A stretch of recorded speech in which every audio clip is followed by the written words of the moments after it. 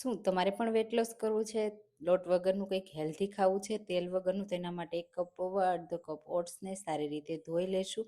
બધો કચરો નીકળી જાય ને એટલે બધું પાણી કાઢી અને 10 મિનિટ ઢાંકી રહેવા દેશું.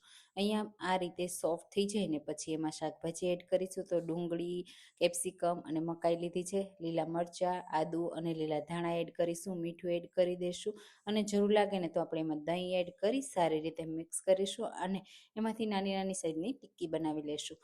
તો એકદમ હેલ્ધી છે, ટેસ્ટી છે અને જેમને વેટ લોસ કરવું છે ને એના માટે બેસ્ટ છે. હવે આ નાસ્તાને ડિમોલ કરવા માટે ઓડી ઇકોબેકનું મેં નોન સ્ટિકી લાઇનર લીધું છે. એનાથી એકદમ આસાનીથી ડિમોલ થઈ જશે. આ રીતે બધી ટિક્કીને પ્લેટમાં રાખી સ્ટીમ કરી દઈશું. તો 10 મિનિટ માટે સ્ટીમ કર્યા પછી હલકી ઠંડી કરી અને વઘાર કરીશું.